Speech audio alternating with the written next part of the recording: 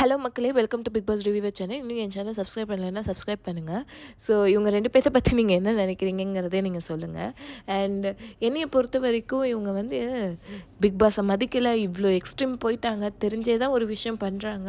இவங்களுக்கு வாய்ப்பு கொடுக்கணுமா, இவங்க சேஞ்ச் பண்ணுவாங்கன்னு வாய்ப்பு கொடுக்கணுமான்னு எனக்கு தெரியல. ஏன்னா இவங்க தெரிஞ்சே தானே அந்த தப்பு பண்ணுறாங்க. இதை ஒரு மாஸ் கண்டென்ட்டுன்னு நினச்சிக்கிட்டாங்க இவங்க. இது ஒரு மாஸ் கண்டென்ட்டு, நம்மளுக்காக பீப்புள் வந்து அடித்து பேசுவாங்க அப்படி இப்படின்னு நினச்சிக்கிறாங்க. அதனால தான் வந்து அவங்க அந்த கண்டென்ட் பண்ணுறாங்களோன்னு எனக்கு தோணுது. அண்ட் கம்ருதீன் ஃபேன் என்ன சொல்கிறாங்க அப்படின்னா, கம்ருதீன் வந்து பார்வதி கிட்ட சேர்ந்தா தான் இப்படி ஆகுறாரு அப்படின்னு. அவர் ஒன்றும் சின்ன பிள்ளை இல்லைங்க.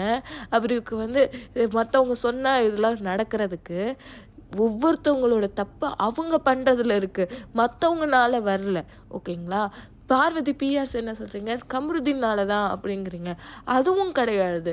கம்ருதீனும் பார்வதியும் ஈக்குவலி ரெஸ்பான்சிபிள். யாரும் இங்கே வந்து ஒருத்தவங்களை ஃபோர்ஸ் பண்ணலை, யாரும் ஒருத்தவங்களை வந்து என்ன சொல்கிறது இழுத்துட்டு வரல. 2 பேருமே அது ஒரு மாஸ் கண்டென்ட்டுன்னு நினச்சி தான் பண்ணுறாங்க. 2 பேர்த்து மேலேயும் தப்பு இருக்குது. இது தப்பு இல்லை, குற்றம். ஏன்னா பிக் பாஸ் சொல்லி மதிக்கலை, 2-3 டைம் சொல்லி மதிக்கலை. எவ்வளோ தான் வந்து மற்றவங்களுக்கு பால் போச்சு முட்டை போச்சு அப்படின்னாலும் கண்டுக்கலை. திரும்பி அதே தப்பு தானே பண்ணாங்க. திருந்துனாங்களா? கண்டிப்பாக இல்லை. ஸோ இவங்களுக்கு எப்படி நீங்கள் சான்ஸ் கொடுக்கணும்னு நினைக்கிறீங்கன்னு எனக்கு புரியல. ஸோ உங்களோட கருத்து என்னவோ அதை நீங்கள் கமெண்ட்டில் சொல்லுங்கள். Like, share and subscribe my channel. Thank you.